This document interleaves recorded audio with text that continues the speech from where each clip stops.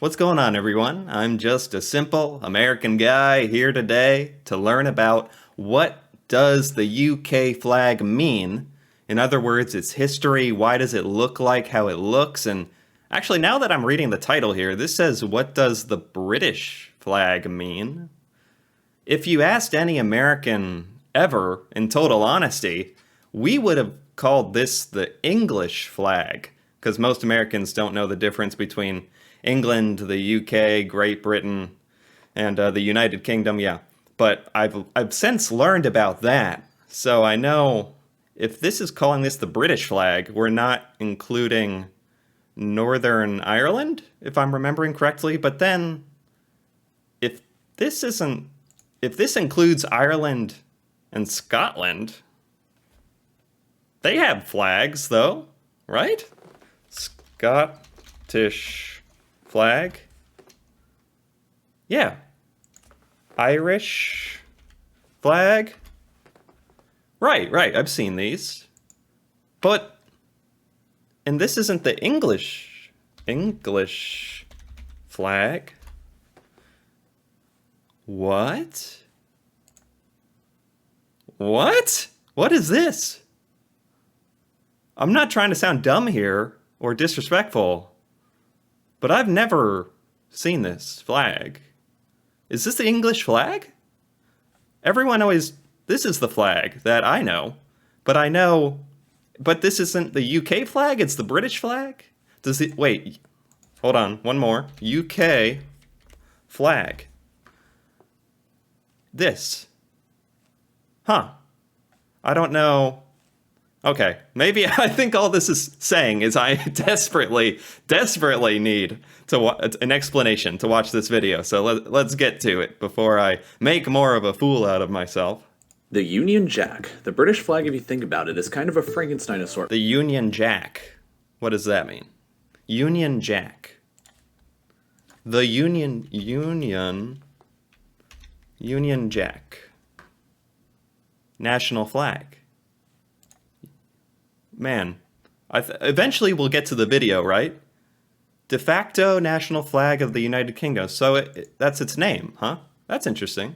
This has a name, Union Jack. I mean, the American flag, certainly to my knowledge, doesn't have some kind of title, something we call it besides the American flag. That's very interesting. And there must be a reason behind that, right?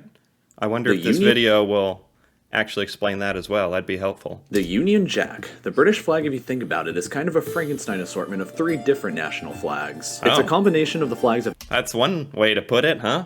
Jeez. England, Scotland, and Ireland.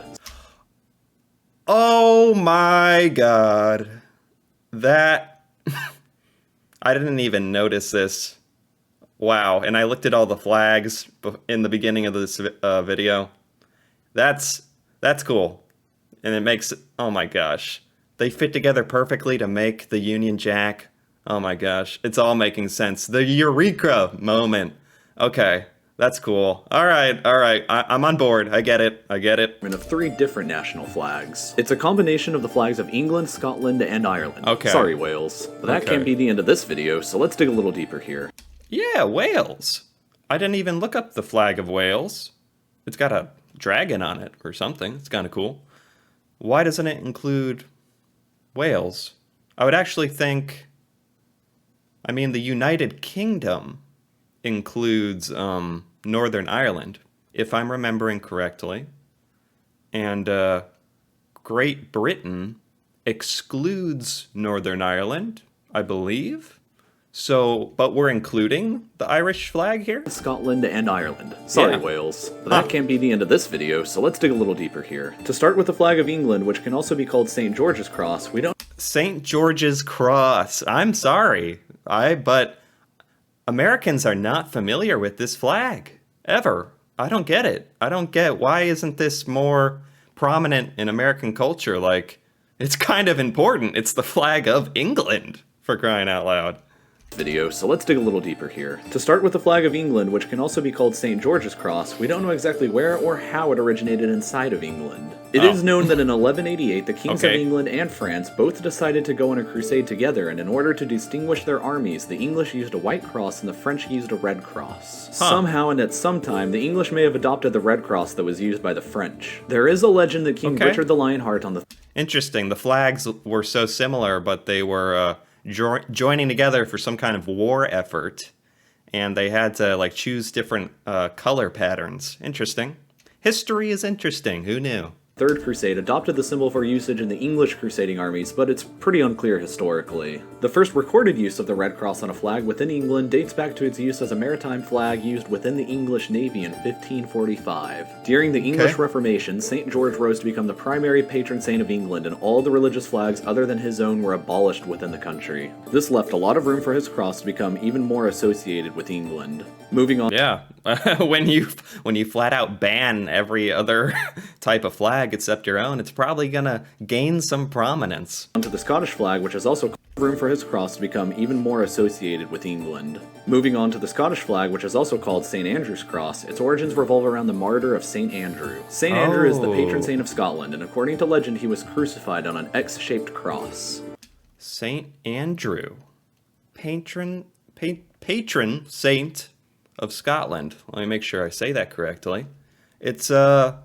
It symbolizes this X-shaped cross here. Interesting. St. Andrew is the patron saint of Scotland, and according to legend, he was crucified on an X-shaped cross. The familiar X shape with the image of St. Andrew crucified first began to appear in Scotland in 1180 during the reign of William I. That image would also be depicted on official seals within Scotland during the late 13th century.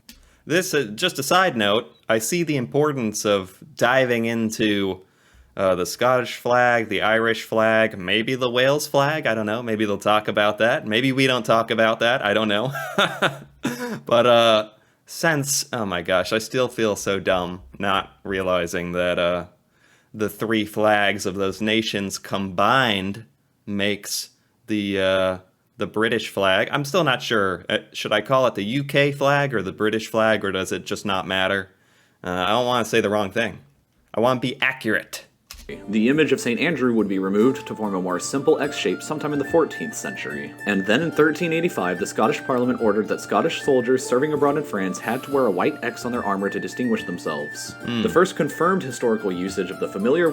Wow, that's another instance of identification in battle. It turns out that was pretty important back in the day, during wartime, that you were easily identifiable in battle. And I have heard about the importance of that in other historical videos I've watched just in my free time, about how important it really is important to be able to identify your own soldiers and your allies in battle, because accidentally attacking the wrong people was a very common and real kind of thing that could happen if you didn't have some kind of really distinguishable, easy to see marking. White X with a blue background on a flag inside Scotland was in 1542, 3 years before the English first used St. George's Cross in their navy. The first edition of the Union Jack flag originated in 1606. Why is Charizard here? Why is Charizard here? Did he do something in the 16th century? What is... That's so random. Okay. Okay, I'm gonna stop. 3 years earlier in 1603, James I the Union Jack flag before the English first used St. George's Cross in their navy. The first edition of the Union Jack flag originated in 1606. 3 years earlier... Okay, I was distracted by Charizard. That was the first instance of seeing the combination of the flags here. James edition of the Union Jack flag originated in 1606. 3 years earlier in 1603, James I of Scotland had inherited both the English and Irish thrones, and in addition to Scotland ruled all three kingdoms. Really? That's fascinating. Who is this guy? That he had rule over Scotland, England, and Wales? Hold on. Scotland had inherited both the English and Irish thrones, and in addition... Irish. No, the Wales flag has the dragon on it. Maybe a dragon, not sure. Okay, Got it. addition to Scotland ruled all three kingdoms. Despite how the three kingdoms were all ruled by the same monarch, they each remained separate. But James ordered a new flag to symbolize the union between his native kingdom of Scotland and the Kingdom of England, and so two different versions were created. There is the more familiar English version of the flag, which was used in England, and the less familiar Scottish version, which was of course used in Scotland. Oh, that's interesting. The first kind of combination of the flags to create the Union Jack kind of look, design, if you will. They had a version for England where it has their cross on top, and a version for Scotland where it has their X on top. That makes sense. Version of the flag, which was used in England, and the less familiar Scottish version, which was of course used in Scotland. Both of these flags were used in limited forms because both kingdoms remained politically separate until the Acts of Union in 1707 formally united England and Scotland into the same country, Great Britain. After the Acts of Union, the English version. You know, that's a whole other thing about this word country, because he just referred to Great Britain as a country, but I'm pretty darn sure if you asked English, Irish, Wales, Scottish people, they all would refer to themselves as independent nations, right? Sovereign countries, if I'm using that term correctly. So he's using the word country to refer to the Great Britain? United England and Scotland into the same country, Great Britain. After the Acts of So that confuses me a bit still, even after all of the videos I've watched over the UK and Great Britain. But that just might be something, if you've grown up there, if you've grown up in America, this is just still hard to keep track of everything and to know exactly how you're supposed to refer to each of the nations, and how you're supposed to refer to them when grouping them together under, like, say, the UK. But I'll get there. I'm getting there. 1707 formally united England and Scotland into the same country, Great Britain. After the Acts of Union, the English version of the flag became the official flag of the new country. But that still leaves out the red X shape, which symbolizes Ireland. The red X Okay. on a white background is known as St. Patrick's Saltire. It is a symbol of St. Patrick and began to be associated with Ireland as a whole only in the 1780s. It was adopted as the symbol of the Order of St. Patrick, which was an order created by the English King George III. Ironically, as a consequence of this, many Irish nationalists have rejected this flag as a British invention to represent Ireland for themselves. Oh, that's interesting. Yeah, I mean, that's kind of what I was getting at the start of this video.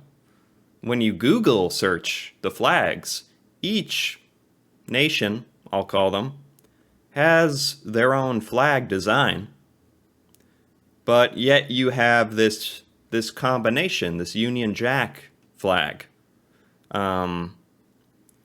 I'm a little confused if English people, when an English individual thinks of their flag, do they think of this flag? Whoa, Adobe, stop. Go away. Okay. Do they think of this flag? Flag of England? Or this flag? Huh. I don't know. I do not know. The flag had some usage in Ireland before 1783, but it's rather unclear. It was used on the coat of arms of the powerful Fitzgerald family in Ireland, and it also appears on the back sides of some Irish coins minted around 1480 in honor of the Fitzgeralds. Okay. So before 1801, Ireland had been a part of a personal union inside Great Britain, but on January the 1st, 1801, the kingdoms of Great Britain and Ireland were formally united into the nation now named the Kingdom of Great Britain and Ireland. In order to represent this addition of Ireland into the kingdom, the flag was again changed with a red X cross so that all three kingdoms would be represented on one single flag. Again, poor Wales. Even now, nobody has figured out a good way to fit you onto the already crowded... I know! What is this? What the heck? What's up with that? Is Wales, like, salty about that? Or... I don't know how deep that actually goes. Like, if they care, if they don't, but... Everyone else has their own representation on the Union Jack flag, except for Wales. But yeah, what would you do? Just speaking from a design standpoint, stick the cool dragon in the middle? I don't know. flag. Again, poor Wales. Even now, nobody has figured out a good way to fit you onto the already crowded flag. Even without representing Wales, this Union flag has remained in place even after the majority of Ireland left the United Kingdom. The red X cross now represents Northern Ireland, which still remains a part of the kingdom. Right. That I do know. Okay, makes sense. In addition to being the flag of the United Kingdom, the flag has been used on several other national flags that used to be a part of the British Empire. It was a part of the United States' flag until 1777 when a certain rebellion changed all of that. Yep, I'm familiar with this, at least. Thank goodness. A part of the Canadian flag all the way up until 1965 when they voted to change it. A small part of the South African flag up to 1994 when apartheid. I have noticed. You know, I've never thought about it too deeply, but you know, when the Olympics comes on, or, you know, just in casual day-to-day life when you see flags, not all that common, but we do from time to time, I do notice that you see the British, or UK flag on other flags a lot. So this makes sense. It's kind of a historical thing when they were a part of that. Apartheid finally ended, and continues to remain a part of the national flags of New Zealand, Australia, Tuvalu, the Cook Islands, Fiji, and the Canadian provinces of British Columbia, Ontario, Manitoba, and Newfoundland, as well as the United States state of Hawaii. And as for the English flag with St. George's Cross, it is also found on the flag of Alberta, Canada. Wow. With current events like the New Zealand flag referendum and the Scottish referendum to leave the United Kingdom in What was Pepe the Frog doing there? With current events What's he doing? Events like the New Zealand flag referendum and the Scottish referendum to leave the United Kingdom in 2014, the status of the UK flag around the world and the status of the UK flag itself is still subject to change. What would the he just referred to it as the UK flag. Hey. Hold on. UK, Great Britain. Oh. Come on. Nations of England, Scotland, and Wales. And yet the, you know what? I could get lost in this for hours if I don't shut up. Okay. The status of the UK flag around the world and the status of the UK flag itself is still subject to change. What would the UK flag have looked like if Scotland had voted to leave the Union in 2014? Would the United Kingdom even have been called the United Kingdom anymore? What interesting future events might change this iconic flag? Leave your thoughts in the comments and don't forget to subscribe if you have not already. Thank you as always for watching. Very interesting. Very interesting. Man, the dumbest thing I feel about this whole thing is that I looked at the flags and didn't realize it was a combination of the flags. I am colorblind, like blue, purple, and red-green colorblind, and just from an early age, I just haven't. My attention towards colors in general is like 0, so I just don't even think about colors. I feel like if I had been, although I could have noticed the shapes, I feel like just personally, it's not fair. Like, I have a personal bias because of a biological condition out of my control. If I actually thought about colors more, which I don't really, I would have noticed the color schemes are the same. Oh well, you know, what can you do? That was fascinating. I'm glad I watched that. And I definitely am going to think about this flag way differently now. I mean, ask anyone in America, and we call the Union Jack flag the English flag. The only time we would call it properly the UK flag is only because we accidentally use the words UK and England interchangeably, not because we'd be properly identifying what the flag is. So that's kind of funny in a way, how that works out. Anyway, interesting stuff. So if you enjoyed this video, if you enjoyed this reaction, feel free to give it a like or leave a comment. Or if you are looking to see more videos just like this, reacting to UK things and more, feel free to subscribe to the channel. And until then, thanks a lot for watching and see you next time.